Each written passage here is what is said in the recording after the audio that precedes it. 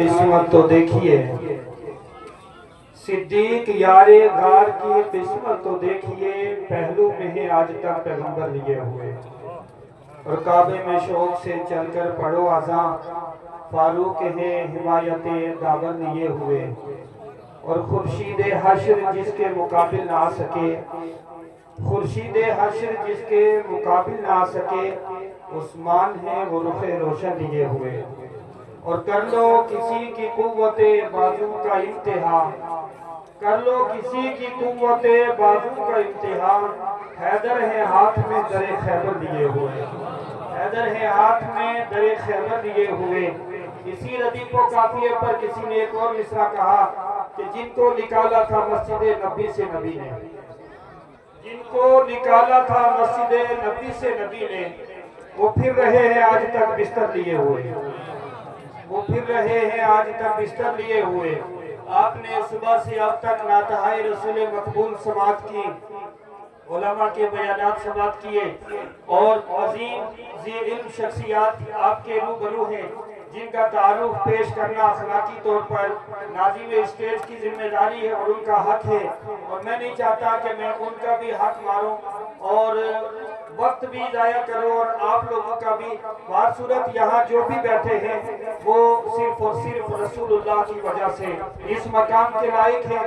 اللہ ہم سب کو سید عالم صلی اللہ علیہ وسلم کی کامل اتباع کی توفیق عطا فرمائے۔ یاد رکھے، دنیا مانے یا نہ مانے، کوئی کریڈٹ دے یا نہ دے، کوئی آپ کو اعزاز دے یا نہ دے، اللہ کی عزت کی قسم، دنیا کی بڑی سے بڑی پوسٹ حاصل کرے، دنیا کا بڑے سے بڑا مقام حاصل کرے، دنیا کا بڑے سے بڑا مرتبہ حاصل کرے، مگر انسانیت کی معراج صرف اور صرف یہ ہے کہ اسے اپنے اس اشرف اعضا کو بچھانے کے لیے، اس کو جھکانے کے لیے وہ صحیح در مل جائے جس کے لیے اس انسان کو تخلیق کیا ہے، یعنی اپنے رب کی معرفت حاصل ہو جائے۔ اس سے بڑا کمال کوئی نہیں ہو سکتا۔ یہ رب کا وہ انعام ہے کہ جس کا جتنا مرضی شکر ادا کیا جائے۔ یہ بات یاد رکھے، انسان کی پیشانی میں فطرت نے اس بات کو رکھا ہوا ہے، یہ جھکنا چاہتی ہے، مگر جسے راستہ صحیح نہ ملے وہ کہیں کسی بڑے پتھر کے سامنے جھکتی ہے، کبھی پہاڑوں کے سامنے جھکتی ہے، کبھی دریاؤں کے سامنے جھکتی ہے۔ اگر اسے راستہ مل جائے تو یہ بات یاد رکھے، انسان کی معراج اس وقت ہے جب اپنے رب کی بارگاہ میں سجدہ کر دیتا ہے۔ پیر طریقت رہبر راہ شریعت حضرت علامہ مولانا سید محمد میاں صاحب دامت ظلہ العلی شہزادہ حضور تاج الاسلام تشریف فرما ہیں، ایک سید زادہ اور ایک عالم ربانی ہم سب کے مربی ہیں۔ حضرت کا استقبال دل کی تمہیں وہ بھی نظر آ جائے گا جو بادشاہ کی اور چمار کی مثال دیتا ہے، تم کہو گے اے بدبخت تو اللہ کے تعلق سے بادشاہ اور چمار کی مثال نہیں دے سکتا، اس لیے کہ بادشاہ اور چمار جنسیت میں ایک ہے، رب کا کوئی ہم جنس نہیں ہے۔ بادشاہ اور انسان جو ہے وہ ایک جسم کی۔ اب آج کے زمانے میں دیکھیں، کوئی کہتا ہے جب تک توحید نہیں کرو گے توحید بیان نہیں ہوگی۔ میں نے کہا کس کی توحید کرنی ہے، ذرا اس کو بھی تو واضح کرو۔ ارے اس کی توحید جس کی زبان کو اللہ نے اپنی وحدانیت کے لیے چنا ہے، ارے اس کی توحید جسے اللہ نے ساری مخلوق میں مکرم کیا ہے۔ وَلَقَدْ كَرَّمْنَا بَنِي آدم۔ یاد رکھے، ہر انسان اپنی زندگی میں اپنے آپ کا اپنا اندر کا ظاہر کرتا ہے، ارے جس کا اندر اچھا ہوتا ہے اس کا ساتھ وہ اچھی گفتگو کرتا ہے۔ میں یہیں پر ایک اپنے استاد محترم کا ایک نظریہ بیان کر کے آپ کا ذہن اس طرف لے جانا چاہتا ہوں۔ ایک بار ہمیں دوران درس حضرت نے، ہمارے استاد محترم ہے، انہوں نے فرمایا کہ بیٹا ایک مضمون لکھو حرب الفجار کے اوپر، جو اہل عرب کی 1000 سال تک جنگ رہی، اس کے اوپر ایک نظریہ لکھو۔ ہم نے کہا جہالت مسلط تھی، ہم نے کہا فتنے ان پر مسلط تھے، ہم نے کہا رائے حق بچے ہوئے تھے، یعنی جتنی برائی تھی ہم نے قریش پر تھوپ دی۔ تو ہم نے یہ مضمون تیار یہ کیا کہ حضرت ان لوگوں کے پاس ہدایت کی واضح کوئی نشانی نہیں تھی، اس لیے آپس میں لڑتے تھے۔ فرمایا بیٹا تم نے یہ منفی سوچ کہاں سے پائی ہے؟ ہم نے کہا حضرت یہی تو نتیجہ ہے۔ فرمایا ایک مثبت سوچ بھی ہے۔ کہا کیا؟ فرمایا اللہ نے اہل مکہ کو، اہل مدینہ کو 1000 سال تک بیتل میں اتار کے رکھا، 1000 سال تک مشق کے میدان میں اتار کے رکھا، اور ایسی ٹریننگ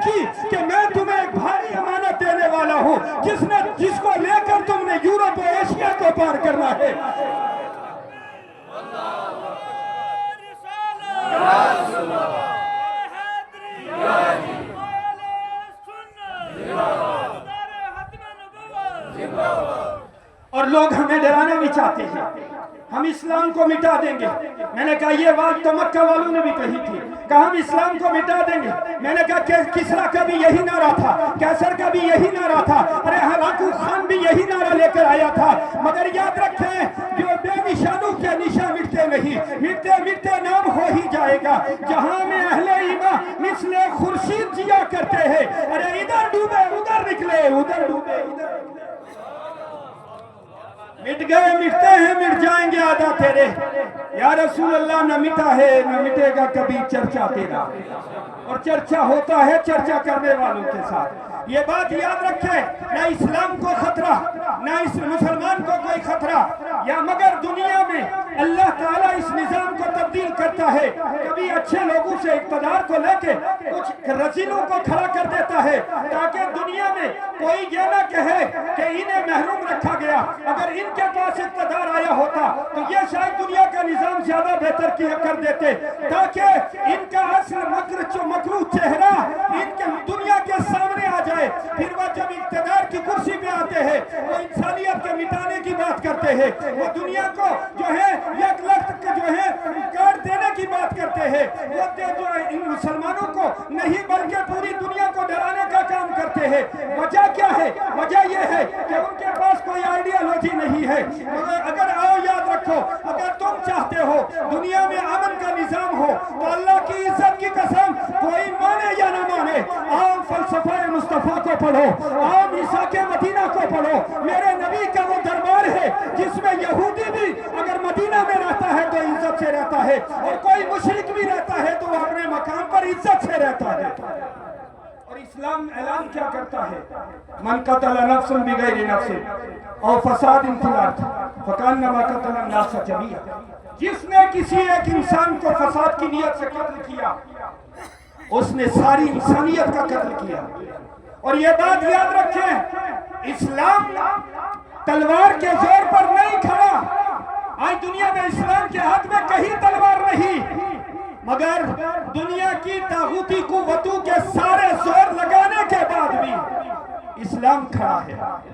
اور یہ بھی یاد رکھو، وہ لوگ جنہوں نے چپ چپ معاشرے میں جتنا پیجامہ کھینچا اتنی بڑی بلڈنگیں چڑھ گئی، محلے میں کسی نے 10 روپے چندہ نہیں دیا، مسجد تعمیر ہو گئی، ہم نے پوچھا پیسہ کہاں سے آیا، کہتے اللہ دیتا ہے۔ ان سے بھی ہم کہنا چاہتے ہیں تم نے تو دنیا کا دماغ خراب کر دیا تھا، تم نے کہا تھا اسلام وہ ہے جو سعودی کا ہے، ہم نے کہا سعودیوں کا اسلام نہیں، محمد الرسول اللہ کا اسلام ہے۔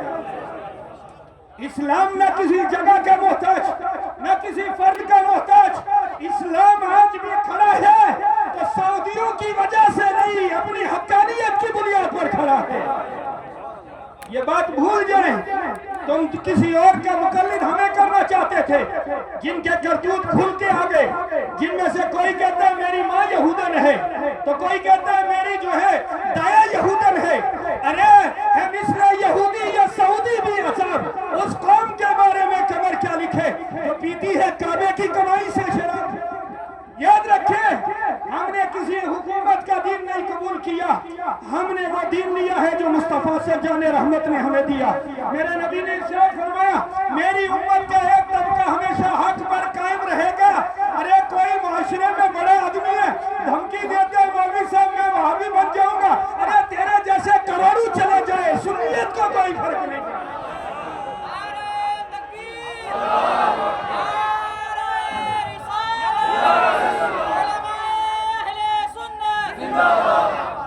سارے لوگ کہتے ہیں مولوی صاحب اس وقت اتحاد امت کی ضرورت ہے۔ میں نے کہا کیوں؟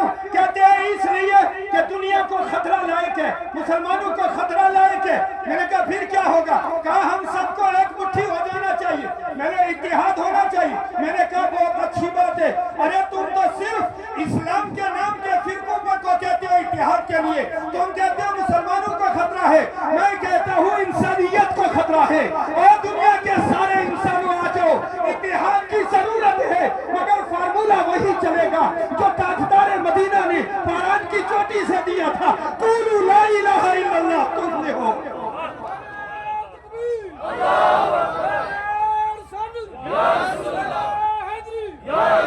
کہو اللہ کے سوا کوئی معبود نہیں نہیں فلاں پا جاؤ گے. مگر تم چاہتے ہو وہ بندہ جو یہ کہتا ہے توہین نہیں کرو گے تو توہین بیان نہیں ہوگی، اس سے ہم اتحاد کر لیں. وہ بندہ جو کہتا ہے اللہ جھوٹ بول سکتا ہے، کیونکہ جھوٹ بولنا جو ہے یہ بھی ایک صفت ہے، اور اللہ تعالیٰ جو ہے اگر جھوٹ نہیں بولے گا تو یہ اس کی صفت میں نقص ہے. میں نے کہا ظالمہ تم جھوٹ بولتے ہو، تم نے سعودی پیسہ اور امریکی ریال لائے اور لوگوں کو کہا اللہ دیتا ہے، تم نے بتایا کیوں نہیں پیچھے کون کھڑا ہے، تو تم سمجھتے ہو کہ جھوٹ بھی کوئی صفت کا کام ہے. یاد رکھیں جھوٹ ایک عیب ہے، میرا رب ہر عیب سے پاک ہے. جھوٹ ایک عیب ہے اور میرا رب پاک ہے. اور دوسری بات یہ ذہن کا فلسفہ، رسول اللہ کی تعریف کر لی جائے کہتے ہیں جی شرک ہو گیا، کچھ لوگوں کو شرک کا ہیضہ ہو گیا. یہاں قاعدہ سن لیں، شرک ہر دور میں شرک ہوتا ہے. شرک ہوتا ہے، ارے جو کام آدم کی شریعت میں شرک ہے وہ محمد رسول اللہ کی شریعت میں بھی شرک ہے. مگر کوئی کام ایسا نہیں جو آدم علیہ السلام کی شریعت میں شرک نہ ہو اور دین محمدی میں شرک ہو جائے. ایسا کوئی کام نہیں. حلت و حرمت کے احکام بدلتے ہیں مگر کفر و شرک کے احکام بدلا نہیں کرتے. اگر آدم کو سجدہ کرنا شرک نہیں تھا تعظیم کی نیت سے، آج بھی سجدہ تعظیمی شرک نہیں ہوگا. میرا کہنے کا مطلب ہرگز یہ نہیں ہے کہ کسی کو سجدہ تعظیمی کی اجازت دی جا سکے. اس امت میں شرک سجدہ تعظیمی کرنا حرام ہے، گناہ کبیرہ ہے. مگر گناہ کبیرہ کا مرتکب فاسق ہوتا ہے، کافر نہیں ہوتا ہے. فاسق کو کافر کہنا حد سے بڑھنا ہے، فاسق کو مشرک کہنا حد سے بڑھنا ہے، اور مومن کو مشرک کہنا یہ ایمان کا اپنے جنازہ نکالنا ہے. من قال لأخیہ کافر، جس نے اپنے بھائی کو کافر کہا، میرے پیغمبر نے فرمایا وہ کفر لوٹ کے دونوں میں سے ایک پر ضرور آئے گا. کہنے والا ہے تو ٹھیک ہے، نہیں تو جس نے کہا وہ خود دائرہ اسلام سے نکل جائے گا. کفر کوئی مذاق نہیں ہے. میں عرض یہ کرنا چاہتا تھا لوگوں ایک بات یاد رکھے، میرے نبی نے فرمایا میری امت کا ایک طبقہ ہمیشہ حق پر قائم رہے گا، نہ کسی ظالم کا ظلم اسے راہ حق سے ہٹا سکے گا، نہ کسی عادل کا عدل اسے راہ حق سے ہٹا سکے گا. وہ ہمیشہ حق پر کھڑا رہے گا. اور دنیا دیکھ رہی ہے، اللہ کی عزت کی قسم چاہے چنگیز کا ظلم کیوں نہ آیا ہو، یا آل سعود نے مدینہ الرسول کے اندر اور مکہ مکرمہ کے اندر مطاف کے اندر وہ خانہ کعبہ کی قربت، وہ حرم کعبہ جس میں قیامت تک کے لیے خون بہانا حرام ہے. ارے جنہیں تم توحیدی سمجھتے ہو، انہوں نے 20,000 مسلمانوں کو مطاف کعبہ میں شہید کیا تھا.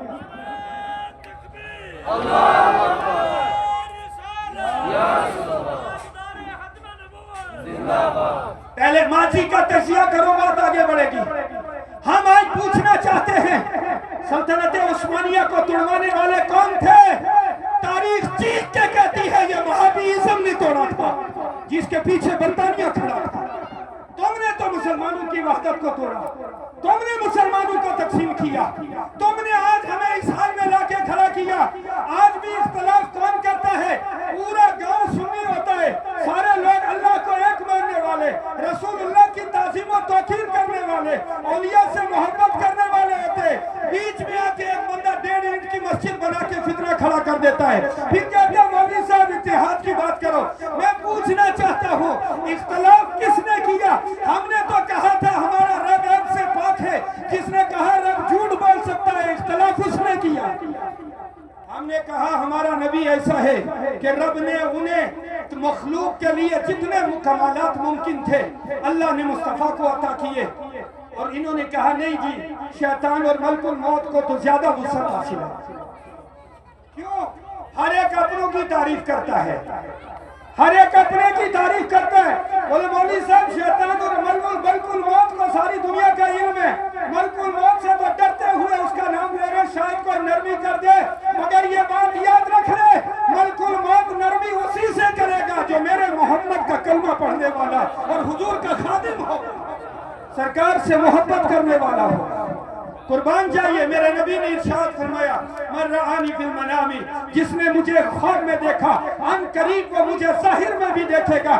علماء فرماتے ہیں اگر وہ زندگی میں نہ دیکھ سکا تو جب روح نکل رہی ہوگی سامنے رخ مصطفیٰ ہوگا، کیونکہ حضور اپنا وعدہ پورا کرتے ہیں، سرکار اپنا وعدہ پورا کرتے ہیں۔ اب میں جو عرض کرنا چاہتا ہوں وہ یہ کہ مجھے وقت کا بھی خیال رکھنا ہے۔ میرے بعد اسلام کی وہ عظیم شخصیت مناظر اسلام کو آپ نے سننا ہے، اور پھر حضور شہزادہ تاج الاسلام تشریف فرمائے۔ یہ جسارت کرنا بھی میں اپنے لیے مطلب بے ادبی سمجھتا ہوں، مگر یہ کہ انتظامیہ نے بلایا تو تھوڑی دیر مجھے آپ سے ہم کلام ہونا ہے، اللہ کہنے کی توفیق عطا فرمائے۔ میں عرض یہ کر رہا ہوں کہ عقیدے میں کوئی سمجھوتا نہیں ہے، یہ بات یاد رکھیں۔ جن لوگوں کو برا لگ رہا ہے وہ ٹھنڈے دماغ سے سوچیں، ایک برتن میں ہم نے دودھ لیا، اسی برتن میں 2 قطرے شراب کے ڈال دیے تو کیا وہ دودھ رہے گا؟ بولو بھائی، کیا وہ دودھ رہے گا؟ نہیں رہے گا۔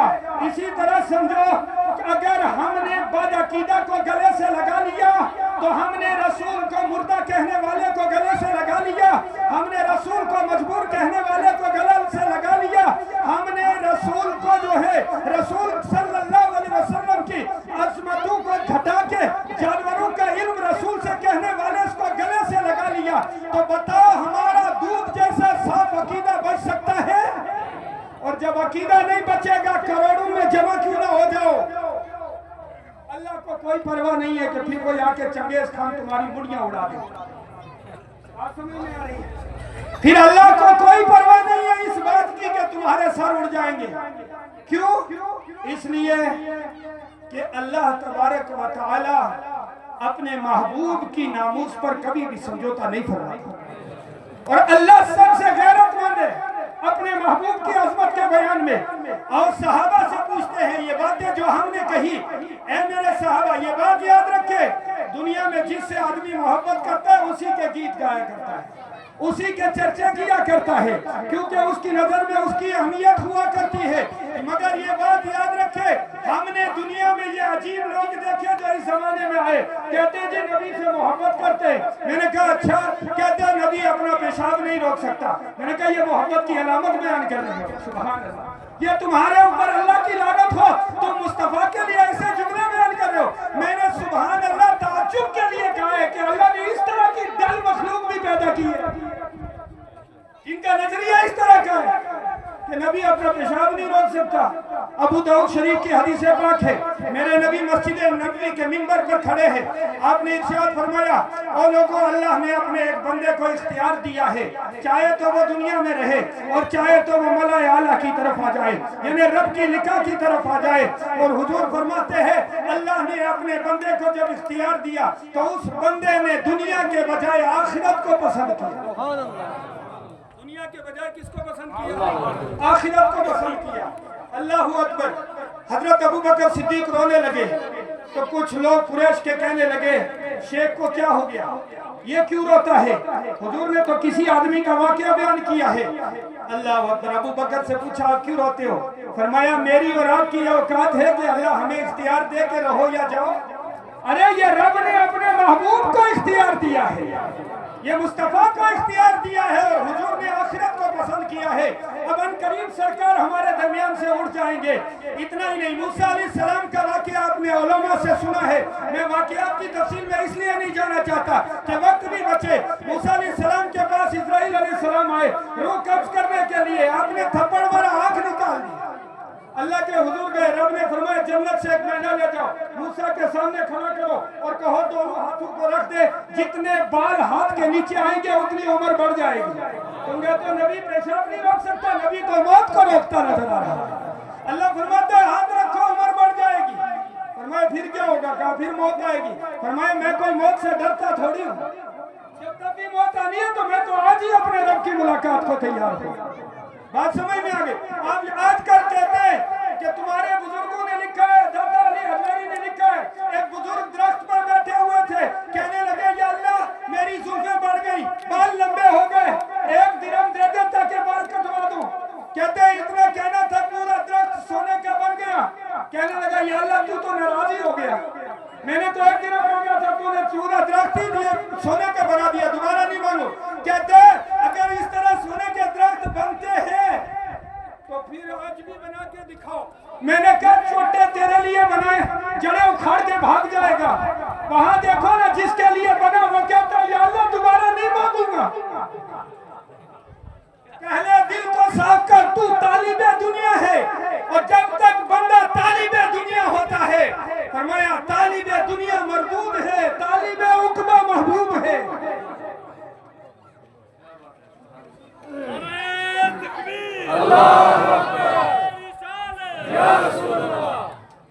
آج بھی کرامت کا ظہور ہو جائے گا۔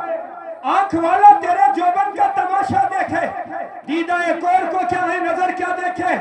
اللہ کی عزت کی قسم یہ بات یاد رکھے، ہم نے کبھی نہیں کہا کہ ولی اپنی طاقت سے کرامت دکھاتا ہے۔ ہم کہتے ہیں ولی کی کرامت بظاہر ولی کا اعزاز ظاہر کرتی ہے، حقیقت میں میرے مصطفیٰ کا معجزہ ہے۔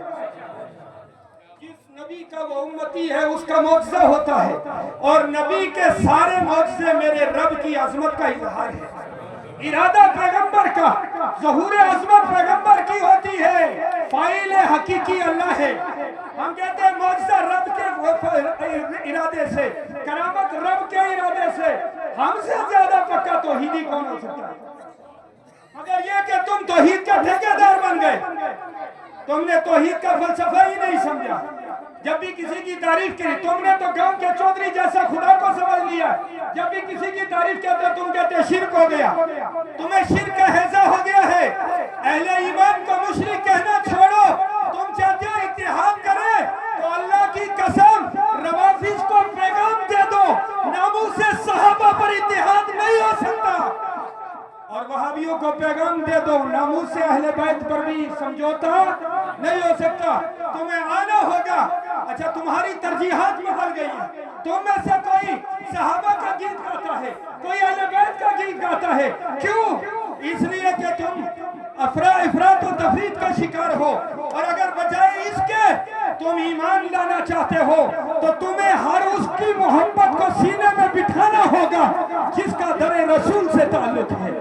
تمہیں ہر ایک کی عزت کرنی ہوگی جس کا مصطفیٰ کی بارگاہ سے تعلق ہے۔ ارے چاہے وہ کوئی انسان ہو یا پھر مصطفیٰ کی بارگاہ کا جانور کیوں نہ ہو، اس کا بھی ادب کرنا تمہارے اور میرے لیے ضروری ہے۔ یہی ہے، اور یہ واضح لفظوں میں اللہ وحدہ لا شریک کو ایک اور تمام عیوب سے پاک، جسم و جسمانیات سے پاک۔ یہ دیکھیں نا انہوں نے حد کر دی، حد ایسے کی اللہ تبارک و تعالیٰ کی یہ جسمی ہوئے، اللہ کے جسم کے قائل، کس کے قائل؟ کہتے ہیں جی اللہ نے جب زمین آسمان بنایا عرش پر بیٹھا تو عرش چڑ چڑ کرنے لگا۔ بدبختو جو جسم ہوتا ہے نا وہ اجزاء کا محتاج ہوتا ہے۔ انسان کا جسم عناصر اربع سے بنا، آگ، ہوا، مٹی اور پانی سے، یہ چاری چیزیں۔ اگر تم کہتے ہو معاذ اللہ، صد معاذ اللہ، اللہ کا بھی کوئی جسم ہے تو اجزاء کیا ہے؟ اجزاء ترکیبیہ بیان کرنے ہوں گے، اور جو اجزاء ہوں گے اجزاء کا پہلے ہونا وجود جسم کا بعد میں ہونا ضروری ہے۔ بات سمجھ میں؟ اور جب اجزاء پہلے ہوئے خدا بعد میں تو اولیت الہ کہاں رہی؟ بات سمجھ میں آئی؟ نہیں نہ سمجھ میں آ رہی ہے؟ مطلب یہ ہے ہم نے تب مشابہت عقیدے میں ہو، ہم نے اللہ والوں کو اللہ کی طرح مانا، ہم نے تو یہ کہا کہ اللہ تعالیٰ کے بندے اللہ کی مخلوق ہیں، اللہ کی طرح کوئی نہیں ہے۔ ہم نے کہا رسول اللہ صلی اللہ علیہ وسلم مدینہ میں قبر اطہر میں ہوتے ہوئے اگر محبت سے درود پڑھا جائے تو سن لیتے، کہتے دور سے سننا اللہ کی صفت ہے۔ میں نے کہا دور کے لیے جسم کی ضرورت ہے، جسم میں بہت ہوتا ہے۔ ظالموں رب تو کہتا ہے نحن اقرب الیہ من حبل الورید، بندے میں تیری شہرت سے زیادہ قریب ہو۔ تو بندہ رب دور ہی کہا ہے، دور تو مصطفیٰ ہے، مدینہ سے دیکھ لے۔ اور کیسے دیکھ لے؟ میرے نبی وضو فرما رہے ہیں، حضرت ام سلمہ کا حجرہ ہے، سرکار وضو کر رہے ہیں فجر کے وقت میں، اور مدینہ منورہ میں دو قبیلے، مکہ مکرمہ میں دو قبیلے ہیں، ایک کا تعلق ایک معاہدہ رسول اللہ سے، دوسرے کا قریش کے ساتھ ہے۔ قریش نے اپنے معاہد سے مل کر رسول اللہ صلی اللہ علیہ وسلم کے جو معاہد قبیلہ ہے اس پر حملہ کر دیا۔ اس قبیلے کا ندا کرنے والا وہیں سے ندا کرتا ہے اور کہتا ہے یا محمد اغثنا، اے محمد صلی اللہ علیہ وسلم آپ ہماری مدد کیجئے۔ حضور نے 3 مرتبہ اپنے حجرے کے سامنے مدینہ میں کہا لبیک لبیک۔ حضرت ام سلمہ حاضر ہوئی، عرض کی یا رسول اللہ آپ یہاں کس کا جواب دے رہے ہیں؟ حضور نے فرمایا مجھے مکہ سے فریادی پکار رہا ہے، میں اس کی پکار کا جواب دے رہا ہوں۔ تو 350 کلومیٹر کا فاصلہ مکہ مدینہ کے درمیان، اگر رسول اللہ مکہ سے فریاد سن سکتے ہیں تو ان اللہ رفع لی الارض، حضور فرماتے اللہ نے میرے لیے ساری زمین کو سامنے کر دیا ہے، میں اسے ایسے دیکھتا ہوں جس طرح اپنے ہاتھ کی ہتھیلی کو دیکھتا ہوں۔ ارے اللہ نے یہ قدرت دی ہے، رسول مدینہ میں ہوتے ہوئے یہاں بھی دیکھ لیتے ہیں، تو تمہیں رب کی قدرت پر اعتراض ہے؟ باہر صورت پہلی بات تو یہ اپنا عقیدہ ٹھیک کریں اور سنیوں مضبوطی سے کھڑے رہو، اللہ کی قسم نجات کا راستہ یہی ہے، نجات کا راستہ یہی ہے۔ دوسرا پوائنٹ آتا ہے ہمارے یہاں جبلی جہالت، کچھ چیزیں مرور زمانہ کے ساتھ ہمارے یہاں شکلیں بگاڑ جاتی ہیں، ہمیں ان میں اصلاح کی ضرورت ہے۔ آج افسوس ہوتا ہے کئی لوگ کہتے ہو جی سنی نماز نہیں پڑھتے، میں نے کہا سنی نماز پڑھتے پر نعرے تمہارے لگتے ہیں، کیونکہ رسول اللہ نے صحابہ سے فرمایا تھا کہ وہ ایسی پڑھیں گے کہ تم اپنی ان کے سامنے حقیر سمجھو گے۔ تو آج 1450 سال سے میرے نبی کا اس فرمان کا اعلان ہو رہا ہے، ارے جو نماز نہ پڑھے وہ سنی ہو سکتا ہے؟ میرا پیغمبر فرماتا ہے الصلاۃ قرۃ عینی، نماز میری آنکھوں کی ٹھنڈک ہے، بھلا وہ سنی کیسے ہوتا؟ اور یہ کہ بہت سارے لوگ سستی کی وجہ سے پڑوس میں مسجد ہے، گھر میں نماز پڑھتے، لا صلاۃ لجار المسجد الا فی المسجد، یاد رکھیں مسجد کے پڑوسی کی نماز مسجد کے سوا نہیں ہوتی ہے۔ ایک نماز جان بوجھ کے چھوڑو گے 80 حکم جہنم میں چلنا پڑے گا، اور ایک حکم 80 سال کا ہے۔ درود پاک پڑھے اللہم صلی علی سیدنا و نبینا مولانا محمد و بارک وسلم۔ ایک نماز جان بوجھ کے چھوڑے، اور یہ بھی یاد رکھے آپ نے سرکار غوث پاک کا لنگر لٹایا 11ویں کی اور نمازیں نہیں پڑھی، تو آپ کہتے ہو یار غوث پاک بچا لے گا۔ غوث پاک کو زیادہ تم سے محبت ہے یا خدا سے؟ تم خدا کی نافرمانی کرو غوث پاک بچائیں گے؟ ارے تم نے نماز پڑھی ہوتی، اس میں جو کوتاہی ہوتی غوث پاک رب کی بارگاہ میں دعا کرتے یا اللہ اپنے اس بندے کی کوتاہیوں کو معاف کر کے قبول کر لے۔ پڑھی نہیں تو غوث پاک کیسے بھائی سفارش کی اعمال میں ہوگی؟ بہت سارے لوگ کہتے ہیں آج کل نفل پڑھنے کی ضرورت نہیں ہے، میں نے کہا رسول اللہ نے فرمایا فرائض کی کمیوں کو نوافل سے پورا کیا جائے گا۔ بھائی فرائض ہی نہیں ہے تو نوافل پڑھنے کی ضرورت اور عدم ضرورت وہ تو بحث ہی نہیں ہے، فرائض تو پڑھتا ہونا بندہ۔ آئی بات سمجھ میں؟ تو نماز کو دین کا ستون، نماز کو جنت کی چابی، نماز کو برائی اور بے حیائیوں سے روکنے والی چیز فرمایا۔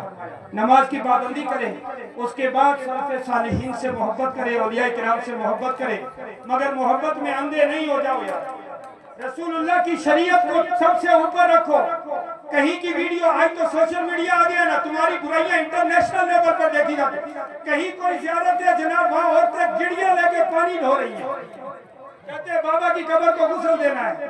ارے اپنے شوہر کے اتنی خدمت کرتی تو جنت کی حقدار ہو جاتی۔ یہ بات یاد رکھیں، اولاد کی جنت ماں باپ کے قدموں میں ہے تو ایک بیوی کی جنت شوہر کے قدموں میں ہے۔ بات سمجھ میں آ رہی ہے؟ مگر نہیں، ایک تو یاد رکھے یہ سنیت نہیں ہے، مزارات پر اور اختلاط مرد و زن یہ سنیت ہے، ڈھول باجے یہ سنیت نہیں ہے، اور مزارات اولیاء کرام پر فی نفسی ہی خود بخود کوئی بھی ثواب کا کام پیسے ڈالنا نہیں ہے۔ اچھا لگے یا پورا سمجھ میں آ رہی ہے بات؟ مزار پر پیسے ڈالنا، کیونکہ ہمیں تو عادت ہو گئی ہے، پیڈیو کے دفتر میں گئے 500 روپے، تحصیلدار کے گئے 500 روپے، کیونکہ کام ہی ایسے ہوتا ہے. تو ہم نے زیارت پر گئے اور حد ہو گئی جناب. سب سے پہلے پیسے نکال کے صندوقڑی میں ڈالتا ہے, پھر ایسے کھڑا ہوتا ہے. تجھے یہ کس نے بتایا؟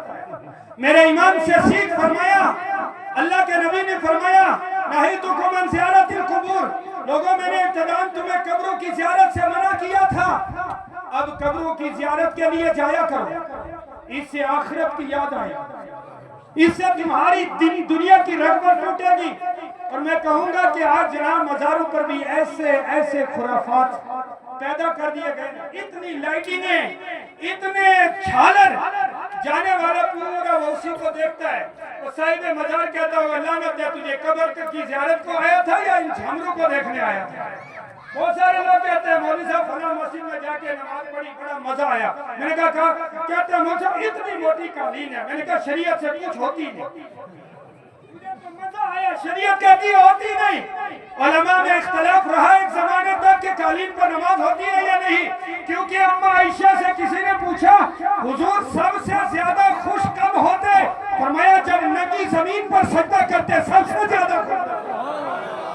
اگر تو موٹی قالین پر خوش ہوتا ہے, مسجد میں دنیا کی, میرے نبی نے فرمایا قرب قیامت میں مساجد کے اندر دنیا کا ساز و سامان اتنا جمع کر دیا جائے گا کہ پھر ان کی حفاظت کے لیے مسجد کے دروازے کو تالا لگایا جائے گا. پھر ایک بندہ نماز کے لیے جائے گا, مسجد کا دروازہ بند کر دیکھے گا, وہ خوش ہو جائے گا. یاد رکھیں اس کا ایک سجدہ مسجد میں کرنا تمہارا مسجد میں رکھا ہوا سارا سامان اس سے افضل تھا. اس سارے سامان سے افضل تھا وہ ایک سجدہ جو رب کی بارگاہ میں کرتا. مگر یہ ہے کہ ہم نے معیار دنیاوی بنا لیا. مزارات میں سنگ مرمر لگایا جا رہا ہے. اچھا پھر کیا ہو, پھر کوئی آ گیا اس نے مزار کو توڑ دیا. کہتے ہو دیکھو نا, یا کوئی صندوقڑی لے گیا, کہتے بابا اپنی صندوقڑی نہیں بچا سکا, ہمارا کیا کرے گا؟ بابا جی کہا تھا صندوقڑی رکھو. مجھے یہ بتاؤ اس کو کیا ضرورت ہے صندوقڑی کی؟ ہر مومن مرنے کے بعد ثواب کا طالب ہوتا ہے. ارے بابا بنا ہی بابا تب جب اس نے اس پیسے کو چھوڑا. یہ پیسہ تو اس لیے تھا کہ اس سے دین کا کام ہوتا, اس سے سنیت کا کام ہوتا, اس سے اس بزرگ کے روحانی فیض کو آگے بڑھایا جاتا, اس سے خیر کے کام ہوتے. اس خیر کے کام پر آپ کو بھی ثواب ملتا, صاحب مزار کو بھی ملتا.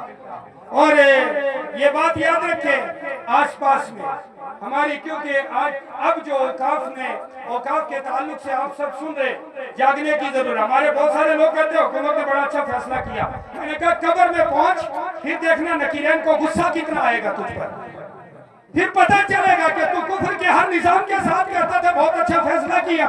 خالی نماز پڑھنا اسلام نہیں ہے, اسلام میں پورے داخل ہو. یا ایھا الذین آمنوا ادخلوا فی السلم کافۃ ولا تتبعوا خطوات الشیطان.